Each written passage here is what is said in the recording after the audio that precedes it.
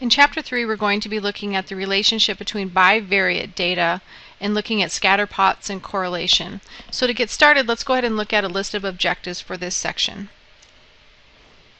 We'll be looking at the difference between bivariate data and univariate data, which we've been looking at in Chapters 1 and 2. We'll look at a graphical representation of bivariate data, which is a scatterplot. We'll look at how do we interpret the scatterplots and what types of conclusions we can draw from the scatterplots. And then the bivariate data that we're looking at is typically numerical or quantitative data, but we'll also look at how we can add categorical variables to a scatterplot. And then we'll talk about the correlation coefficient R. Basically, R talks about the strength of the linear relationship between the two variables, and then some different facts about correlation to finish up. So to get started, let's go ahead and first of all start looking at a particular data set and then start building on that to draw some conclusions. So our first data set that we're going to look at will be based on bivariate data. So first of all, I think a good definition of bivariate data is important. For each individual that we study, we record data on two variables. So for instance, if we were going to look at something like a relationship like a person's body mass index, we might record the first person that comes in the room, and we'll call her Amy, and then we would record her height and her weight. And so when we record height and weight for Amy, we might call height our x variable and weight our y variable. And then what we do is we look at this as an ordered pair when we plot points. So bivariate data, like bicycle meaning two. And so next we would look at something like our next person that we came in, and we would look at her height and her weight. So if we wanted to distinguish, we could call this x1 and y1. This person would be x2 and y2, and then we could plot those points as well. So this would plot just as we would in our Cartesian coordinate system. And this would continue on until we had our entire data set. Now what happens a lot of times, because we don't want to put a person's name associated with data most of the time, we like to have some anonymity there. A lot of times we end up just calling this person 1, person 2, or observation 1 or observation 2. Now notice how when we put in their name or their person, okay, we had Amy, Barb, etc. It was basically categorical data. You know, it looked like a person's name, but really this is not anything at all. It's not categorical, it's not quantitative even when we give it a number. It's nothing, it's just an identifier. So don't get caught up with this. Don't think that we're going to plot anything based on these values over here. It's just an identifying value. Well, once we get all this data put together, then what we do is we examine whether there's a relationship between the two variables. Meaning, is there a relationship between height and weight in this particular case?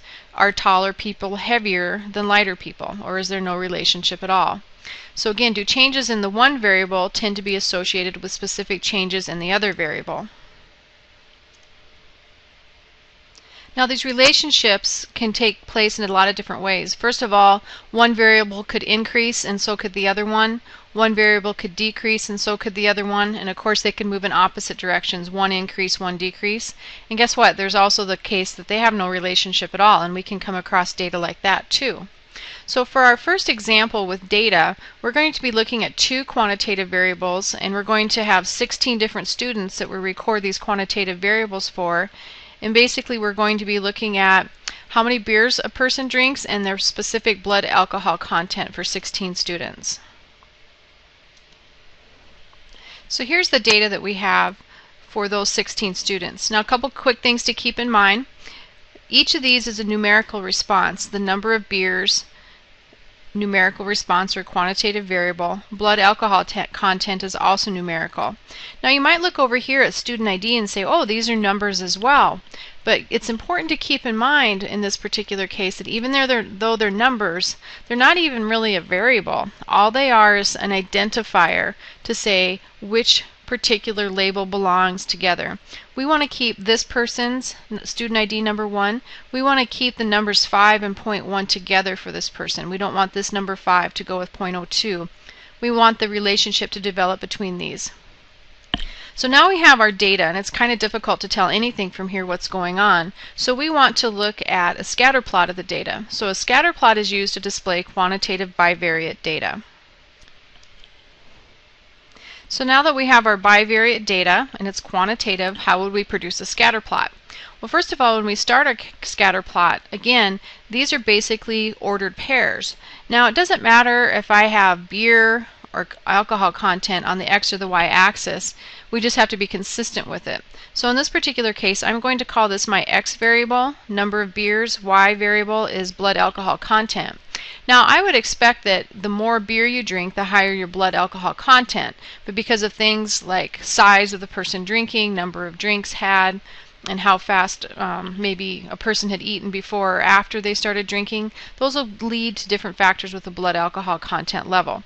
So what we do is we start an x-axis and a y-axis and we label them. So number of beers would be on my horizontal axis. And again, I could have blood alcohol content here. It doesn't matter. This is just how I've used to set this up. Plus, using prediction, it makes sense to predict based on the number of beers you had what your blood alcohol content is.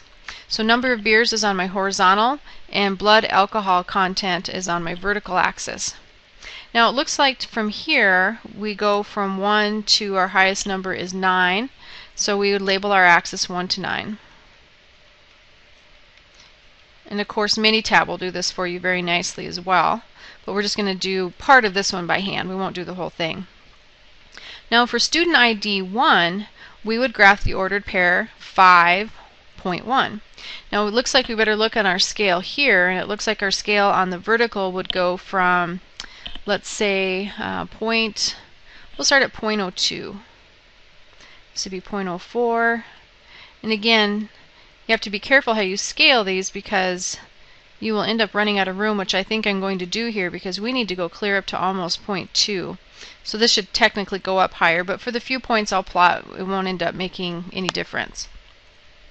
So to start off with, I would plot the point 5.1. So here's 5 beers. Here's the point 1. So this is student ID number 1. My second point here, so this one's done. My second point here is 2 beers, 0.03. So here's 2 beers, 0.03. And that point has been recorded. I'm going to skip this one because I didn't scale this good enough to fit everything. Let's go over here to 7 beers, and here we are at 0.095. Okay, and again, if I had a better scale, I could go back and rescale this. Here I have 3 beers, 0.07. Okay, and this will continue on, and I already see a little bit of a pattern here. It almost looks like it's coming down and peaking and then going back down over here, but that doesn't really make sense. The more beers you'd have, we'd expect the blood alcohol content to be higher in this direction, not going down in this direction.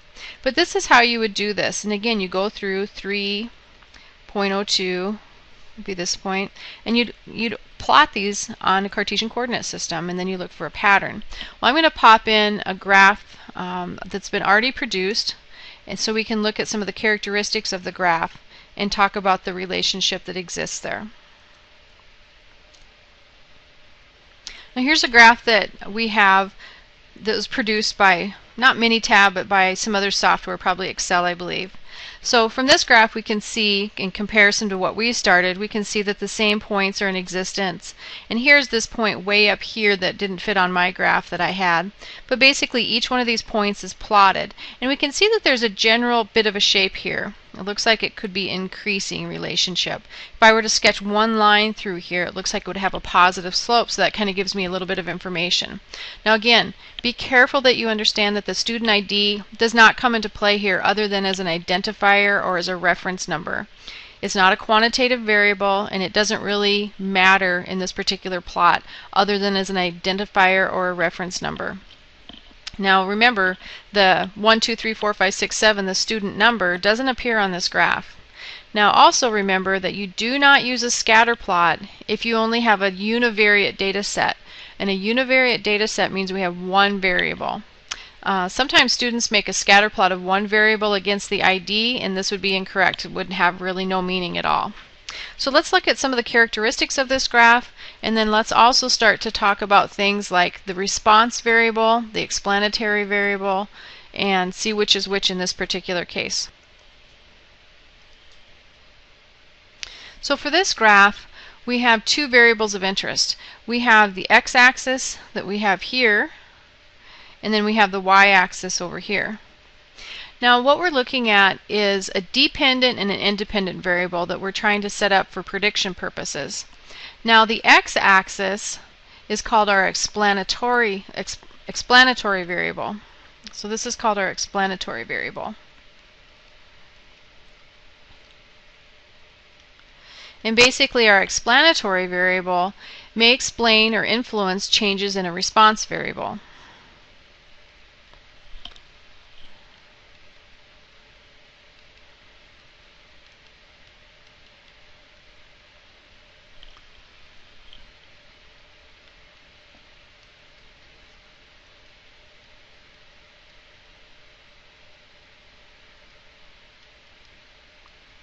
And of course our response variable then would be up here, would be our y value. This would be our response variable. So we're trying to use our x value to try and explain our response. Well, what we're trying to explain here then is if we drink more beer, the response is a higher blood alcohol content. So again, a response variable measures an outcome of a study.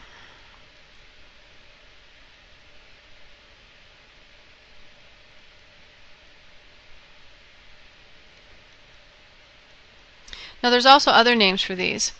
Down here, under the explanatory variable, another name for an explanatory variable is an independent variable. Meaning I could pick however many beers that I was drinking independently, and then my blood alcohol content up here would be dependent on the number of beers I drank. So this is response variable is also oftentimes called a dependent variable as well. Now when there's an obvious explanatory variable, it's always plotted on the x-axis. And in this case, this is a pretty obvious case of I'm trying to explain the blood alcohol content with the number of beers drank. Now if it doesn't matter, like height versus weight, something like that, then it doesn't matter which goes on the x and which goes on the y. Now again, for this particular graph, we are looking at the effects of number of beers on blood alcohol content.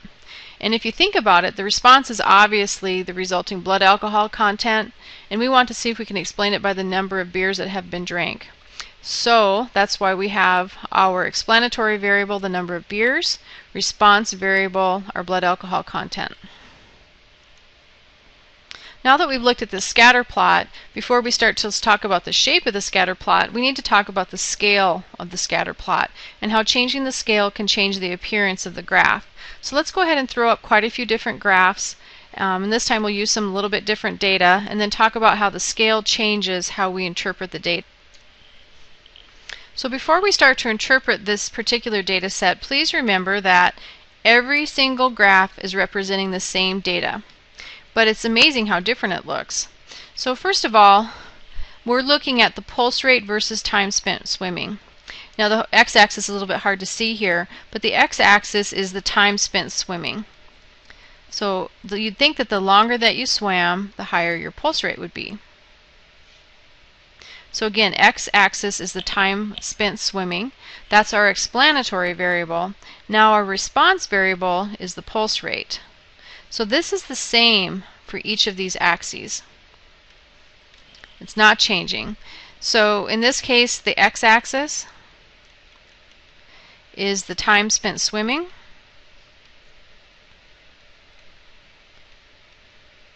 It's our explanatory variable.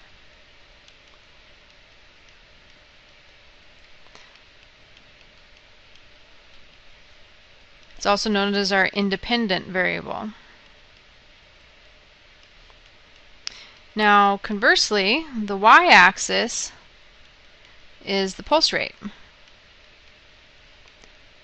This would be our response variable, our response to swimming time. And it'd be called our dependent variable because it's dependent on how much we have swam.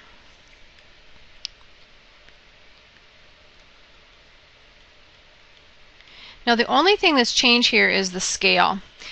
So if we look at this data, first of all, from here we can see that it's clustered between 30 and 40 on the x-axis, and on the y-axis it looks like it's clustered between maybe 120 and 160. We have all this dead space here, and it almost looks like there's a negative relationship here, meaning the more we swim, the lower our pulse rate goes. So this one doesn't even really make intuitive sense, but it's all because of the scale here that we're looking at. But again, we'll have to look and see what the data says.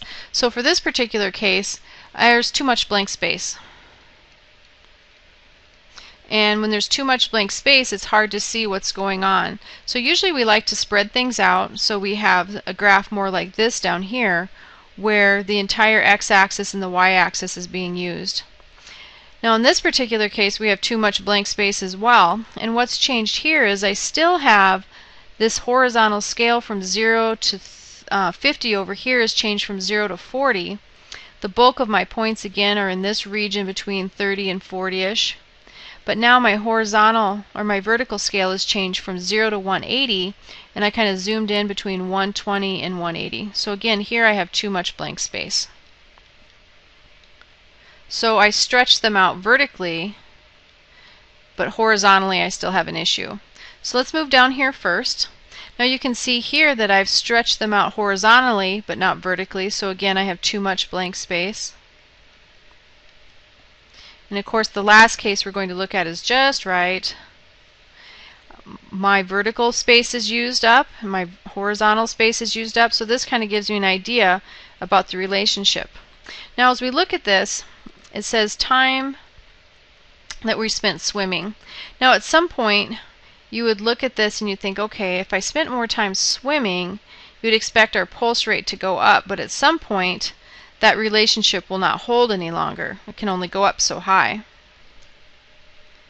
And then on closer inspection, what we see here is exactly what's going on. This is time to spend swimming the 2,000 meters. And so when we look at this, if we did the 2,000 meters in 34 minutes, our pulse rate would be really high. Whereas if we took a lot of time to swim the 2,000 meters, our pulse rate isn't as high. So just to reiterate one more time, if we swam the 2,000 meters really fast, we have a high pulse rate. If we did it very slow and took our time, our slow pulse rate is identified over here. So it looks like to me there's a negative relationship. The longer amount of time that we take to swim 2,000 meters, the lower our pulse rate because we're not exerting ourselves so much. The next thing that we want to look at is how do we interpret these graphs? So let's go ahead and look at some of the characteristics that we look for when we're interpreting graphs.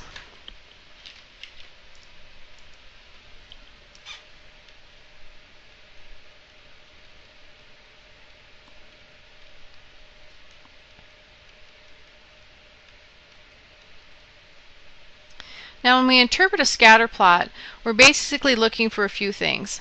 We're going to plot the two variables on a scatter plot, and then we want to describe the overall pattern of the relationship. And specifically, we look for the form, direction, and strength. And then at the very end, we'll look for some outliers. Now when we talk about form, we're looking for different types of patterns. The most typical pattern that we'll be looking for in Math281 is a linear pattern, and we'll be looking at a linear relationship during this chapter and the next chapter. Another form could be a curved relationship, let's say an exponential relationship, a clustered relationship, meaning I have patterns that occur but in clusters, and then maybe we have things that are no pattern at all. Once we identify our form, and again we're focusing on linear patterns, it could be a positive form, meaning the line that best describes the relationship would have a positive slope, negative slope, or there's no relationship at all. And then the strength of the relationship, meaning how closely do the points fit the form that we've used to predict that line. And then again, the last thing that we're going to look at are deviations from the pattern or outliers of the relationship. The best thing to do is to kind of take these one at a time and then talk about each one and then trying to identify, again, the different forms, the different directions, and the different strengths of the relationships. So the first one I want to look at is form. Now remember, we had three different types of form that we were looking at. Linear, if we scroll right back up here, we're looking at linear, curved, clusters, or no pattern. And basically I want to split things up into linear and not linear because we are focusing on linear relationships here. So let's go ahead and look at some graphs. So these are some scatter plots, and it doesn't really matter what the variables are, but what we want to look at is the relationship. Now, when we talk about each of these, we could sketch a straight line that would pretty well describe this, and this one as well. Well, this one is definitely linear, and so is this one. This one is more curved. I could draw a line through this and try and estimate it, but we can see it doesn't fit the line very well. So that's usually not a good idea. So a curve would fit this one better. Now this one would also fit a nice little curved shape, more of a parabola shape. So linear is what we're focusing on in this chapter and the next. Now this last one over here on the right doesn't really have a relationship. I guess I could put a line here and it does a pretty good job, but this one does just as well, and a line through here would do just as well. And so we can see that there's no one good pattern or one good line that I could use for prediction purposes here. Now once we identify the form, and again I want to focus on linear relationships, the next thing we look at is the direction. Now we have a couple to choose from. When we talk about direction, we have a positive association, and then we'll have a negative association. But let's go ahead and define positive association first. A positive association basically means that high values of one variable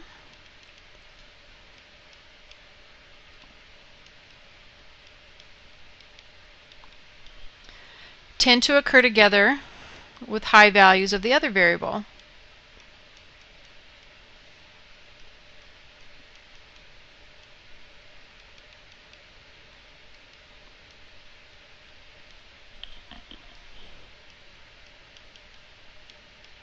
As one increases, so does the other.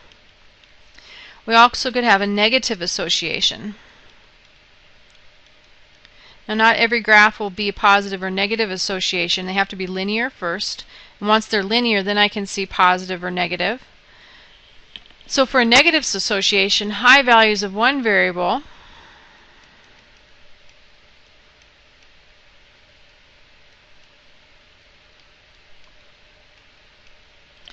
tend to occur together with low values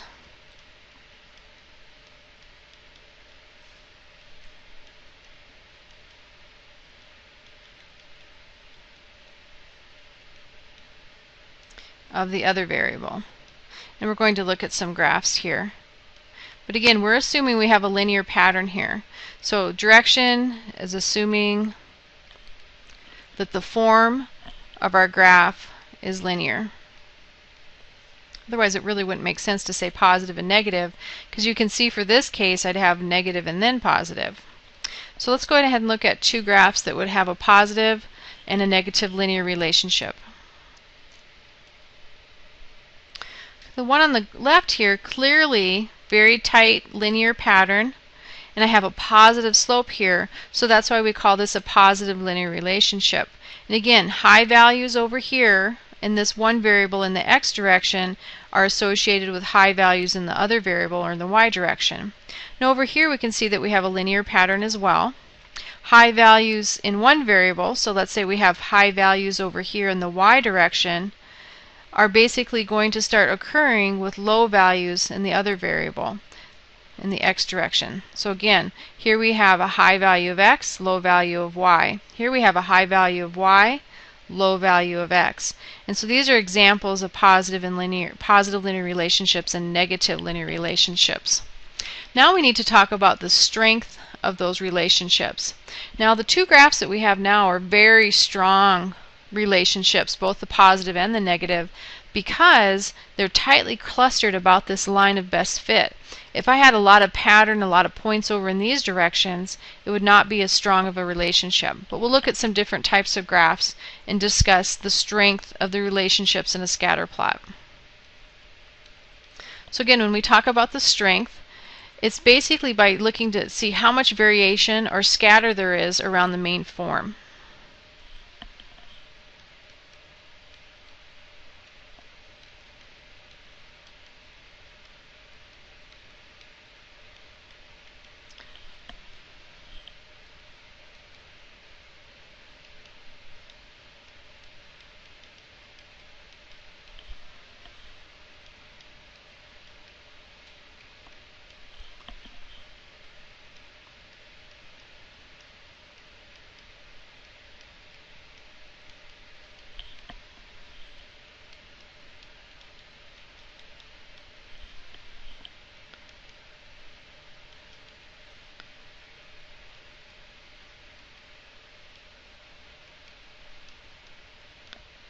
So the first thing we want to do is look at some graphs. So again, the strength of the relationship between two variables can be seen by how much variation or scatter there is around the main form. Now we don't really have a great definition here for what main form is, but basically we mean the overall pattern. So let's go ahead and pop a graph in here and see. First of all, I have two positive linear relationships. So we have to identify that we have a linear relationship, and we do for both of these.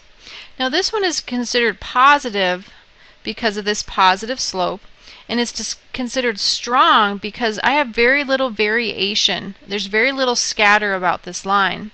Now over here, I probably have a very similar positive slope, but it's not how steep the line is that tells the strength of the relationship. It's how clustered these points are. So if we were to look at the cluster or the variation around this line, we can see that there's considerable variation. So we call this a weak relationship. So again, tightly clustered about the line is a strong relationship. Kind of randomly clustered about the line, showing a lot of variation, is a weak relationship. And again, that's kind of a subjective argument. So pretty soon we'll come up with a value called R, the correlation coefficient, that gives us a numerical value to measure the strength of a linear relationship. The next thing we want to identify are outliers. Now outliers we have to be a little bit careful of, because sometimes when we work with outliers we just think, oh, anything that's extreme. Well, with a scatter plot it works a little bit differently. An outlier is a data value that has a very low probability of occurrence, and it doesn't really fit with the rest of the data. It's an extreme data point. But again, that doesn't really describe it. A picture will describe it better. So let's go ahead and write down the definitions, and then we'll look at some graphs. So again, an outlier, a data value that falls outside the overall pattern of the relationship. Now this kind of seems a little bit vague. What do we mean pattern of the relationship? And that kind of has to do with the same thing as the form of the relationship, meaning how strong is the pattern? Is it linear? Is it a lot of variability? Is it scattered? Well, the best thing that we can do here to figure out what's going on is to actually look at a couple plots. So let's go ahead and pull this plot in, and then we can comment on some of its features. Now this particular graph on the left has a positive linear relationship, and I would even say it's a strong positive linear relationship because the points are tightly clustered right on the line. Now we might think that this point up here is an outlier, but it isn't because it lies right on the line. So keep in mind, just because it's a fair distance off from these other points, I'm not calling it an outlier because it fits the pattern of the data. It's within this line, or it's very close to the line. Now over here I have a very strong linear pattern as well, but it's not quite as strong because one of these points do not lie on the line. So this is not as strong. This is a strong linear relationship. This one I would say would be a very strong linear relationship except for this point. So again, it is linear, it is positive, but then this is my point that's an outlier because it doesn't fit the pattern.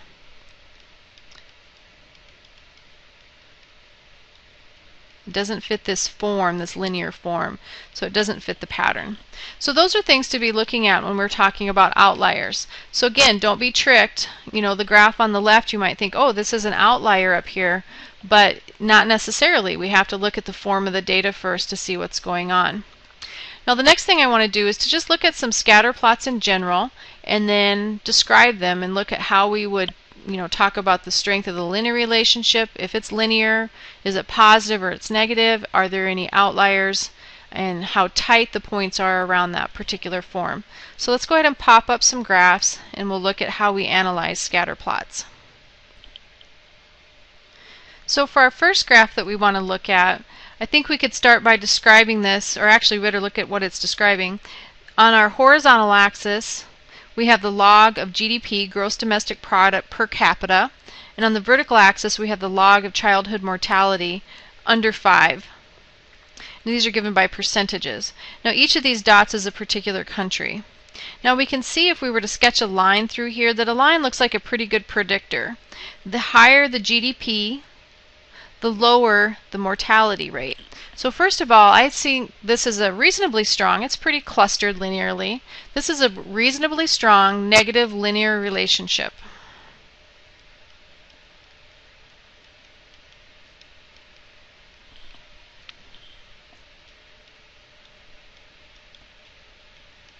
And the next thing we need to talk about is any potential outliers. Well, if we look at this, they're pretty tightly clustered. I mean, it's not an exact linear relationship. You know, they're not exactly on this line, but they're fairly tightly clustered. Now, this point right here, I would say, is a potential outlier because it definitely doesn't fit the overall pattern of the data. Now, these points in here are kind of far off the line as well, but we can see that they're not a very far distance from the rest of the other points. So this one definitely looks like it could be a potential outlier because it doesn't fit the overall pattern of the data. Now, even if we ignored this point, I think it's definitely linear, but even with the point, it's linear as well. So I don't think it's anything that's worth throwing out. If it's a point in the data set, we need to work with it. Let's go ahead and look at another graph.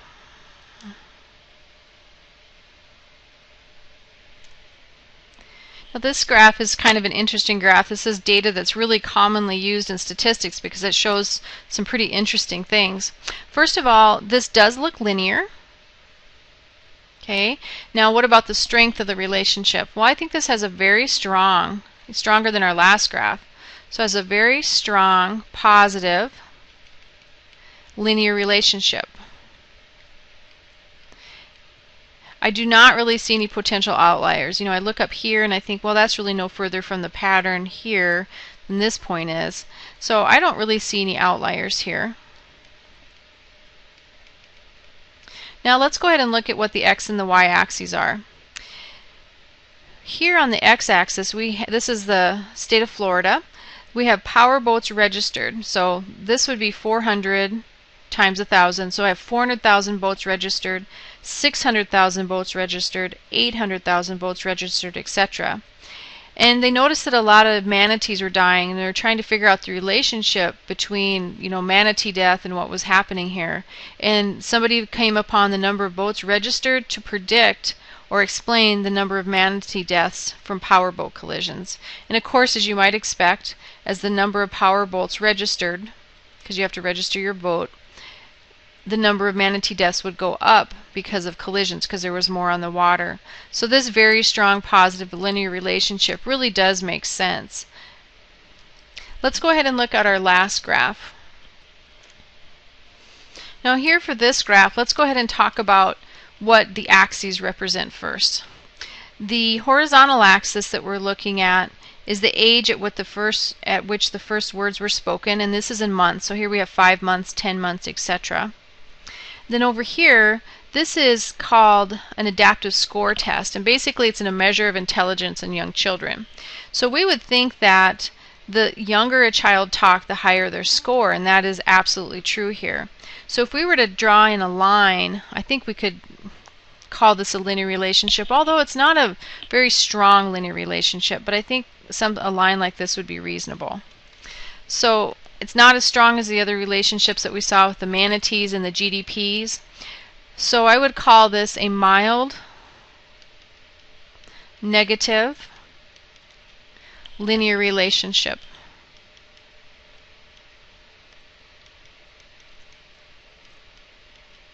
Now in terms of outliers, I think we do have a potential outlier. Now let's scroll up and look at these graphs. Here everything was pretty tightly clustered about the line. Here everything was not as tightly clustered about this line. That's the difference between reasonably strong and very strong. And then I had this point that kind of sticks out. Now here everything is fairly tightly clustered about the line, but this one seems to be off by itself. So I do think that we have a potential outlier here. And again, we're going to be able to look at this in terms of numbers to say what exactly is an outlier, etc. But for now, we just kind of have to look at the graph and see kind of intuitive-wise what's happening here.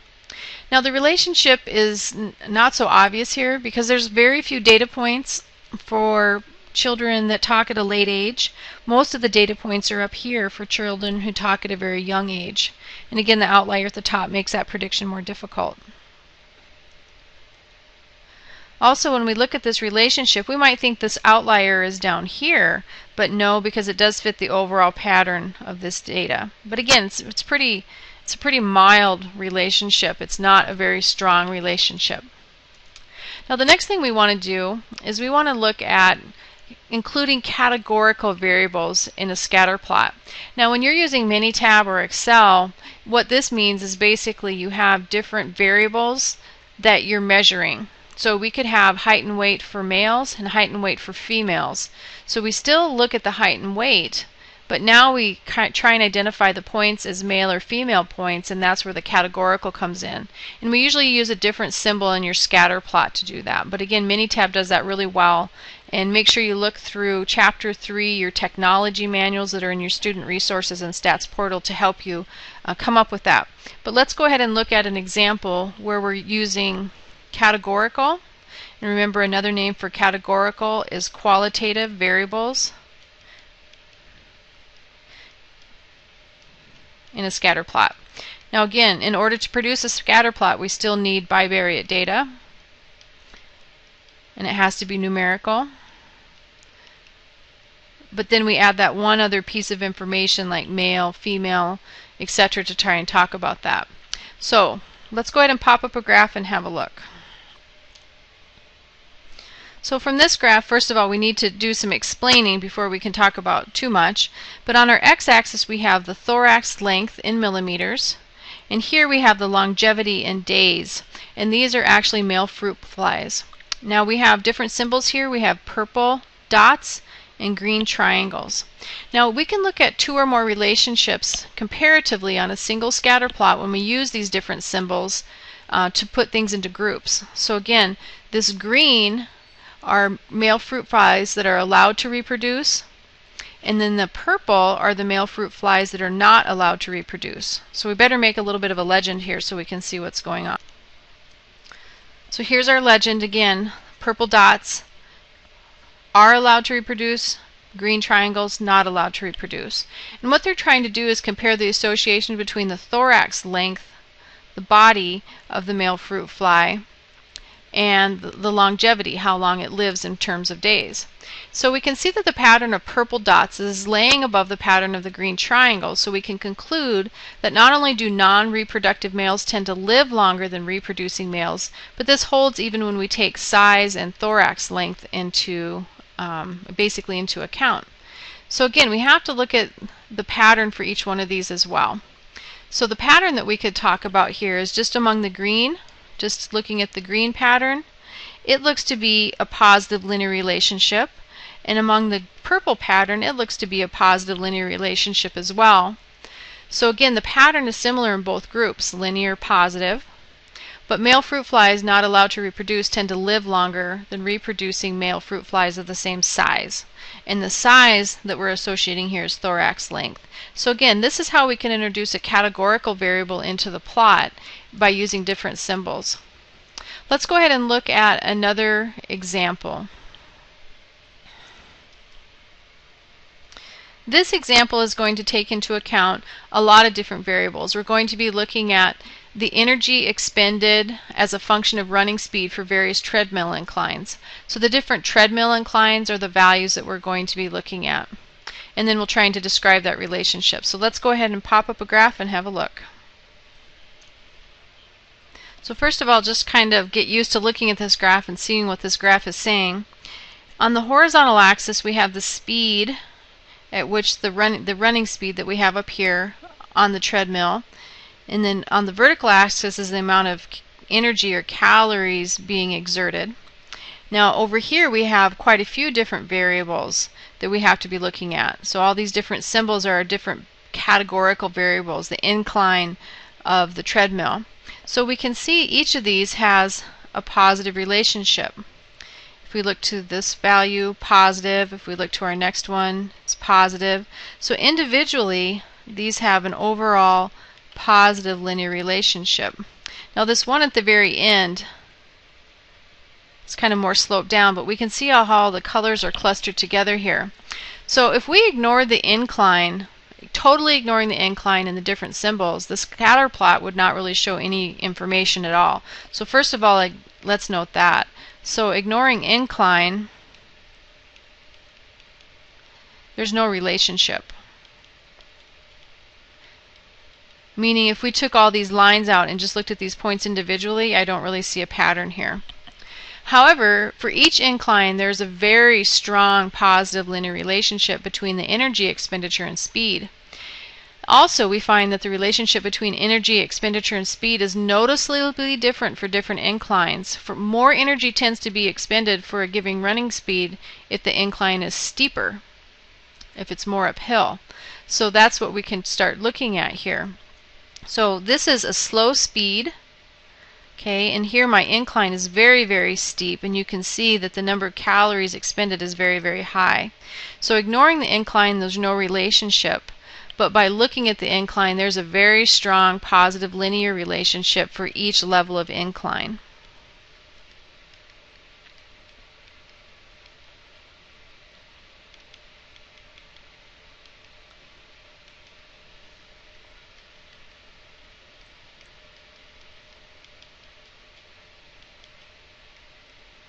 And that's why a lot of times we like to be able to split this data up. Because if we looked at this data without individualizing the different inclines, we'd say, oh, there's no relationship between speed and the amount of energy exerted. But we can see that there's an obvious relationship between speed and the amount of energy exerted if we look at the graph a little bit differently. Now what we're going to talk about is the correlation coefficient, and this is when we're going to need some calculators, some help from Minitab. So again, take a minute, open up Minitab if you want to so you can see how we work with this, or grab your calculator as well.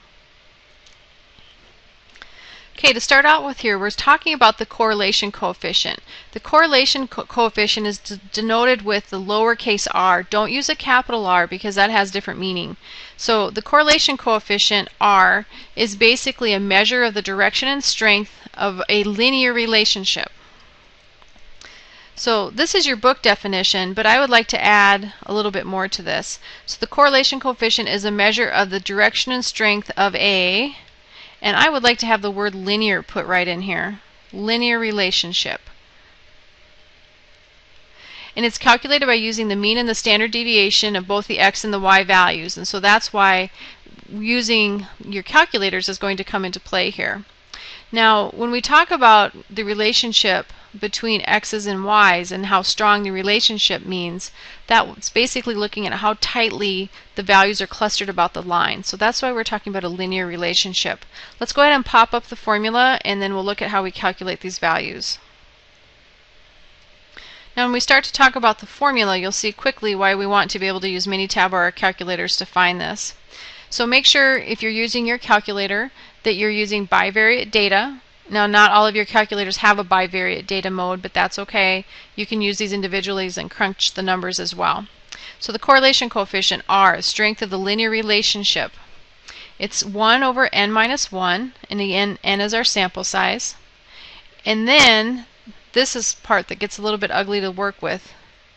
We use the sum, which means to add each observation minus the observation average divided by the standard deviation for the x's times each of the y observations minus the observation average for the y values divided by the standard deviation of the y's.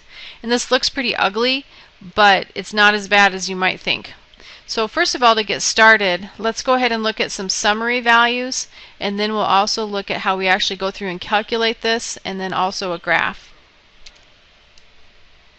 This graph is familiar before we get started here. And I'm going to give you some summary values. So to start with, for this time to swim, which is our x values, we have x bar equals 35, and again this is in terms of minutes, and our standard deviation of the x's is 0.7 minutes. Our other variable that we're looking at is our pulse rate. And again, I'm just giving you these summary values because we don't have raw data right now. For our pulse rate, I have the average pulse rate is 140 beats per minute, and the standard deviation of pulse rate is equal to 9.5 beats per minute.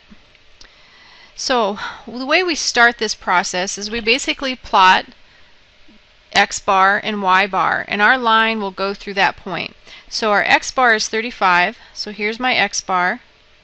So if you want to think about it, here's all your 35 value for your x bar, and our y bar is 140, so that would go through here. So this point right here is kind of the hinge point of the entire line. And again, we can see that this is a negative linear relationship. I kind of missed that one. Let me try that again. A negative linear relationship, but it hinges through this point. And that's kind of where we start from. Now, the point hinges through, but I don't know exactly what line it should go through. Which of these lines is the line of best fit that talks about the strength of that linear relationship? Well, basically this formula goes through and it calculates which line minimizes the distance from each point on our graph to that line itself. So I'll get rid of some of these other lines so we can kind of focus in on one. And again, what I'm trying to look at is the line that minimizes this distance from each point to the line. Now if this line doesn't minimize that distance, then I'll choose a new line. And you can see how tedious this gets. And basically the formula is based in calculus. We use calculus to minimize this distance. And so we're going to take the formula on face value and just kind of crunch it because we don't have a calculus background and assume that it works, and it does work. Now this formula is used universally, whether you use Minitab, whether you use R, Excel. This formula is calculated the same way, so you should get the same results. Now just as a quick note, correlation can only be used to describe quantitative variables.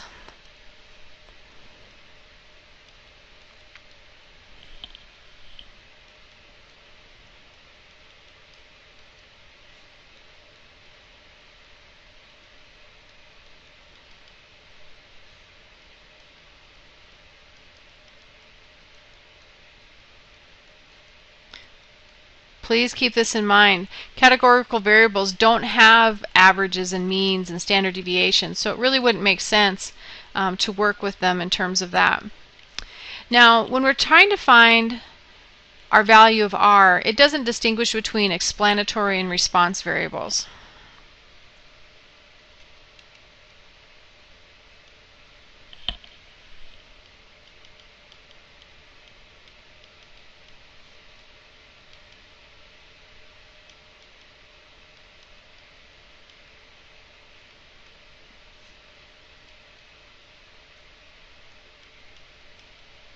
Meaning it doesn't care which you have on the X and which you have on the Y. Calculation is going to be the same. Okay, that's not going to change. And in R treats actually X and Y symmetrically because of this very reason. Now let's go ahead and look at the same graph that we just did. Look at the correlation coefficient, and then let's switch the variables around from the X to the Y. And then we'll see kind of how this works.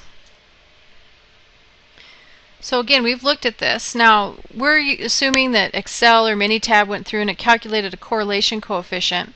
Now this correlation coefficient is negative, and it's negative because I have a linear relationship here. I also have a negative relationship here, and they look pretty similar in terms of the strength of the relationship, but the cluster points look very different. For instance, I have these points over here. I don't see those same points over here. Well, what's happened is I've switched the X and the Y axis around. And you can see that the graph changes how it looks, but notice when I change my explanatory and response variables, the correlation coefficient doesn't change. So if we scroll back up here, R does not distinguish between explanatory and response variables, meaning I can switch them around and it will have no overall effect on the value of R that is calculated. So again, it doesn't matter if you switch in the X and the Y axis, you're going to get the same value of R. Now, one thing that we need to talk about is how you actually go through and calculate these values for a small data set, and then also what the values of R mean. What does R equal negative 0.75 mean? So let's go ahead and look at some properties of R. And again, it's the lowercase r. Now, first of all, R is unitless. It doesn't have any units, not feet, not inches, not pounds, not days, not years. It has no units. And it ranges in value from a -1 to a +1. Now when we look at this, I can equal -1 and I can equal +1. So the highest value that R can be is a +1. The lowest value R can be is a -1. So if you're going through and crunching numbers here, you need to make sure if you get anything that's more than 1 or less than -1 that you realize that you have a mistake. Now the strength of the linear relationship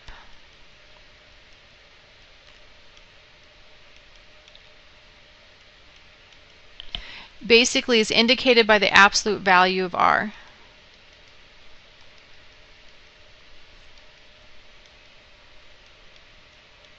How far is it away from 0? So the farther r is away from 0, the farther that r is away from 0 and closer to 1 or closer to -1, then I have a stronger relationship. Now the direction of the linear relationship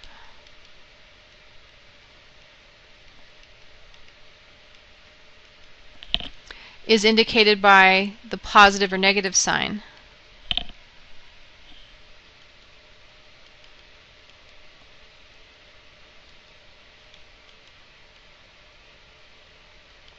Positive or negative. So if I have a negative r, that means I have a negative relationship, negative linear relationship.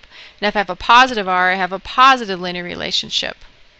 So let's go ahead and do a couple more descriptors here, then we'll talk about some graphs and talk about their strengths and then use them for comparison purposes. So when we look at the next graphs, we want to keep in mind that r is talking about not only the strength but the direction of the linear relationship. And again, linear is so important here. R is positive for positive linear relationships, and R is negative for negative linear relationships.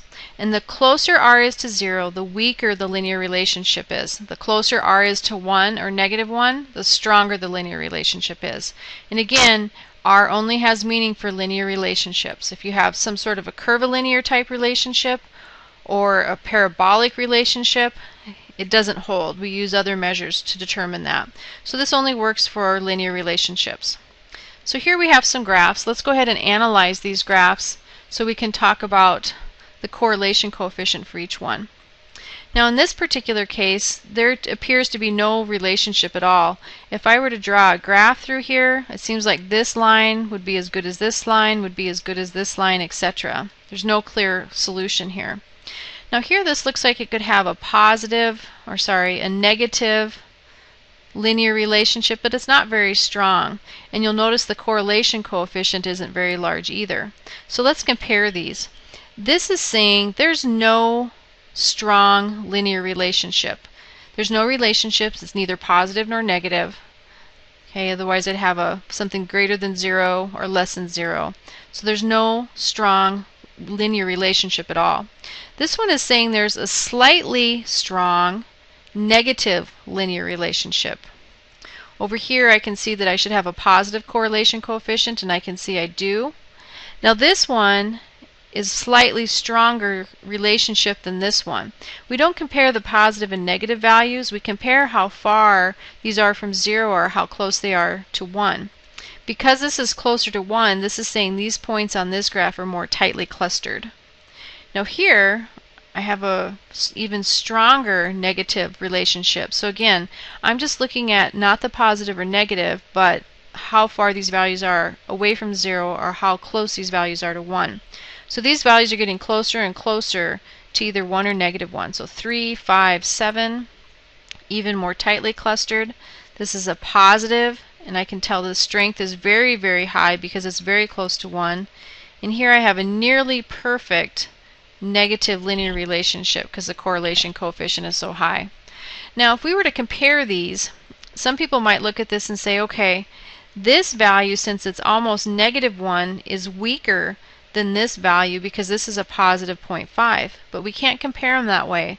The positive and negative only have to do with direction. The strength of the relationship, I just look at the number itself or the absolute value. So this is the strongest of these relationships. Now again, when we're looking through and checking out these graphs, when we're talking about correlation coefficients, an outlier can severely affect the correlation coefficient. Just moving one point can affect that.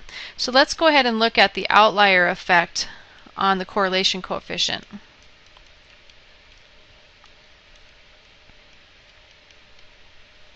And again, lowercase r, the correlation coefficient. Well, let's look at a graph. I think that's probably the easiest way to understand the effect. So again, we're looking at that same data set that we have several times before. We're looking at the time to swim 2,000 yards and the pulse in beats per minute. And we can see we're just changing this one point. Make that a darker color. This one point. Now this fit the overall pattern previously, but now since we moved it, it's now an outlier. And just because of this one point, look what it did to the correlation coefficient. The correlation coefficient showed a very strong negative linear relationship. And this is a strong linear relationship as well, but it's not as strong. So moving that one point made a big difference. Now, how do we explain that? Well, correlations are calculated using means and standard deviations, and of course we understand that means are not resistant to outliers.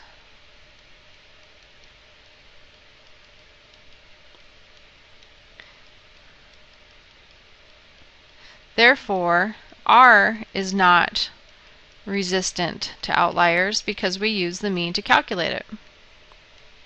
So outliers really affect this in a big way. Now if the outlier is on the end, it's going to have more of an effect. If the outlier is in the middle, it will have less of an effect. It's kind of like a teeter-totter or a weighting there.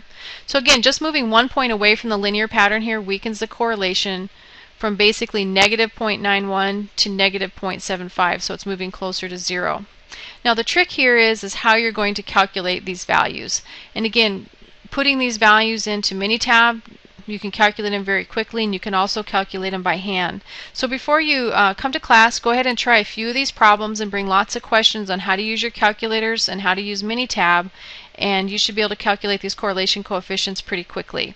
But our focus isn't on how to calculate them, it's how to basically interpret those values.